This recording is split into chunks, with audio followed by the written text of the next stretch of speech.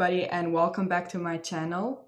Today, I want to talk about a habit that I think is very healthy to have.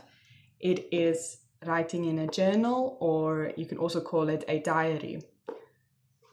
There is something that people almost automatically do when life feels very heavy or after something had happened.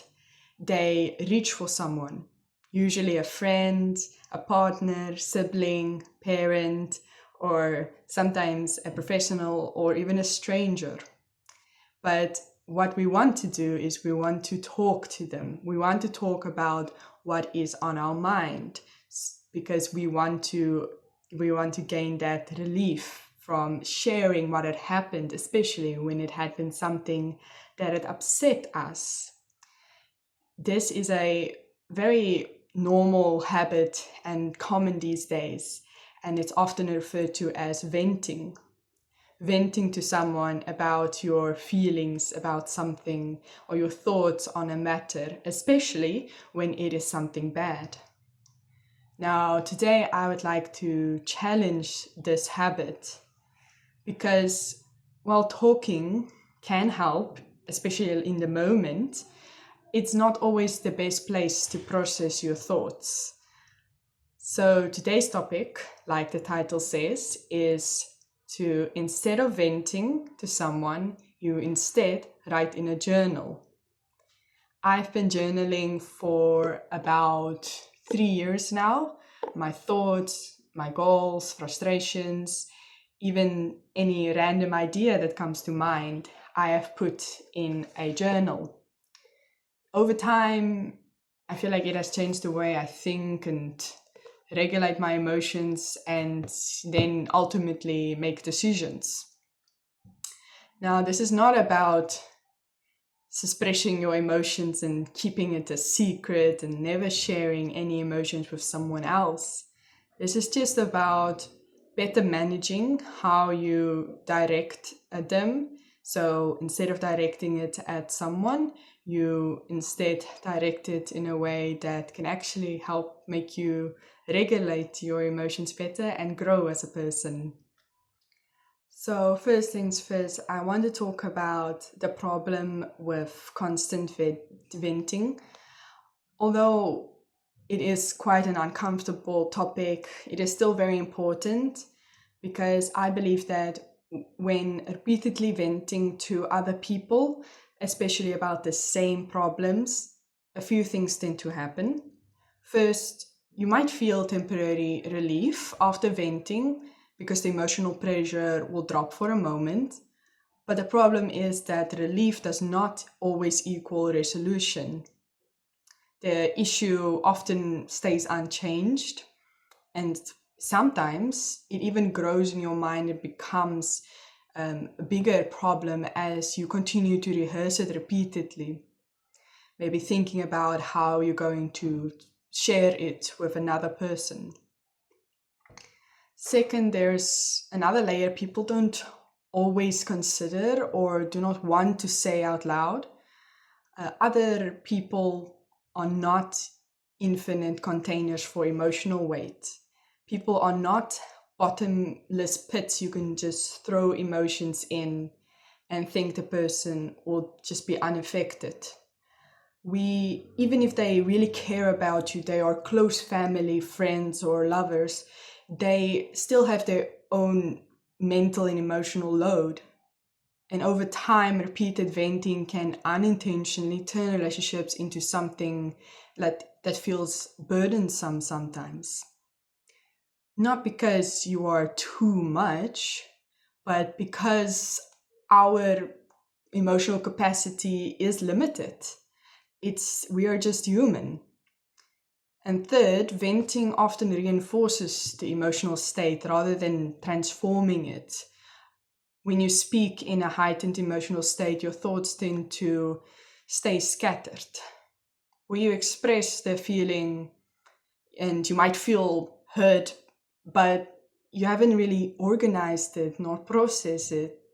So nothing really became much clearer, which is where I think journaling will come in and be of great help. Journaling or writing in a diary changes the view of the event or thing that had taken place and gives it some structure. Because instead of just rehearsing thoughts or to another person, you are placing them into something tangible, paper, or if you do it digitally, into a document. And that changes something psychologically. Your thoughts are in your head and they're so free and chaotic and just go all over the place. But when you have them written down on paper, ink on paper, they are visual objects that you can see. And this is quite a powerful shift, because it moves you from I am overwhelmed by this to actually with, okay, let's see, what am I dealing with and why am I overwhelmed? On the first page of my journal, I wrote a quote that says, "To track the past, organize the present, and plan for the future." I think this single line really captures what a journal actually does, or all the things you can use it for. It can be for the past, present, or the future. You can track your emotional history and see patterns over time, or you can organize your current mental state so you can manage it better, or you can plan for your future. And planning the future can really bring clarity to what direction you should be going in. There's also something else that happens when you write down with pen on paper instead of speaking to someone. You slow down. When we speak, we often get reinforced by seeing the person's reaction and what they are saying and the emotions they are sharing. Then we often become more chaotic and we just share more and more. But when we write down, we have to slow down and really think. And that can give your mind the opportunity to build more structure and organize what had happened. From a psychological perspective, journaling is essentially a form of cognitive processing. You are translating your emotional experience into language, and that forces it to give it more structure. For example, a feeling like I feel so terrible becomes I feel terrible because of anxiety. I feel anxious because of this thing that happened or that thing that was said. Once broken down, your emotions become a little less overwhelming and might seem more rational when you realize that there was a great reason for you to feel anxious or to feel so terrible. It's not that writing down your feelings in a journal or diary makes them just go away. No, it just helps you understand them a little bit better, helps you see them in perspective.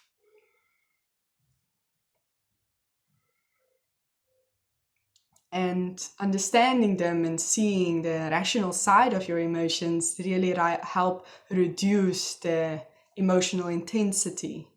And that allows you to be more clear-minded about what was said or what had happened. This will allow you to make better decisions about now what to do after this had happened, like what is the next step.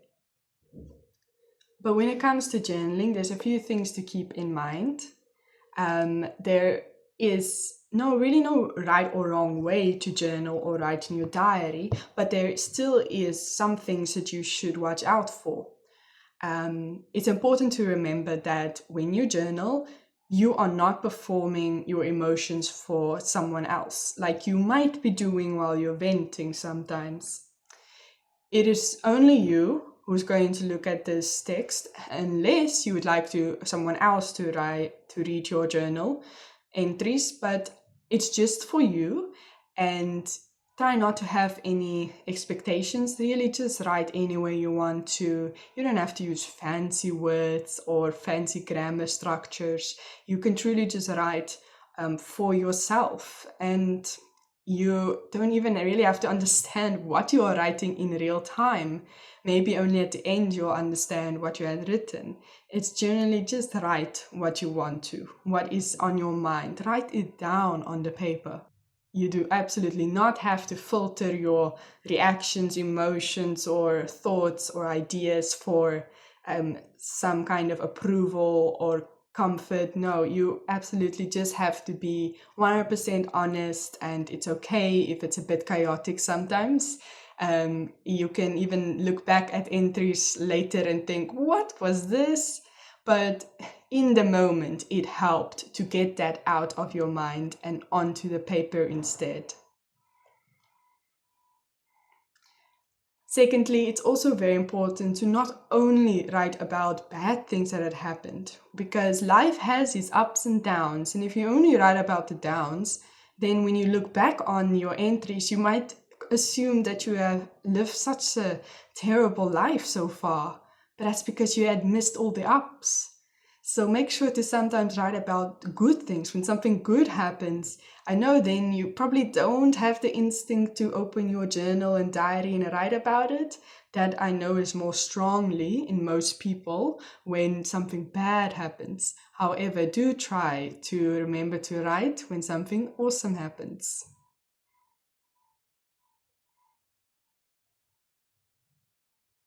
so that you do not accidentally distort your perception of your life. So write about small wins, moments of inner peace, things you feel grateful for, ideas that excite you, or progress you might have otherwise overlooked, no matter how small. Write it down. Because if you record your growth, then even if it's very small amounts, you will begin to see evidence of change and of results. And that can be very motivational. And then over time, when you see the ups and the downs, you will see that it's normal in life for there to be ups and downs. It can't always just be happy or always only be sad. So then it will really help to change your internal narrative of your life to be something more realistic. And then thirdly, it's important that you do not make journaling or writing in your diary a burden. Journaling should feel something that comes naturally. When you feel like, oh, I want to get this off my mind, then you open your journal and you write. It should not feel like it's an obligation or a chore that you have to do. That's why I think you shouldn't force yourself to do it every single day or every single day at a specific time. In that way, you will put a lot of pressure on yourself and you'll be upset when nothing comes to mind. When actually that's quite normal. It's fine for there to be days where you really have nothing on your mind to write about. It does not have to be a daily activity, nor does it have to be perfect. It also doesn't have to be very long. Sometimes just one page is enough. So try really not to have any specific goal or strict rules that you have to follow. Because if journaling becomes a chore, then you will eventually abandon it. And that means that you will not be able to reap the benefits that journaling as a habit have for you. So let it be flexible and unregulated and personal, and let it call out to you whenever you need it. Journaling and writing your diary is not some application or homework that you have to write, nor is it about writing perfect essays and poetry. It is just about helping you think more clearly, helping turn the noise in your head into something that has more structure, more clarity. And that can serve as a direction of what to do next or how you should come about making decisions. So the next time you feel the urge to vent, especially to someone, maybe pause for a moment and ask yourself, could this instead be written? Because sometimes the most important conversations you will ever have is the ones you have with yourself, without any expectations, anybody else's opinions, or any need or urge to perform. Journaling, of course, can be scary sometimes because you will discover many things that you didn't even know about yourself. But the more you journal, the more you'll get to know yourself, the bad and, of course, the good side of you. And the better you understand and know yourself, and the better you are in tune with your own thoughts and emotions, the wiser your choices will be, and the more clear your direction for action will be. So consider picking up journaling as a habit if you haven't already. Thank you so much for watching, and I hope to see you in my next video. Until then, take care of yourself and keep striving to be the best version of you.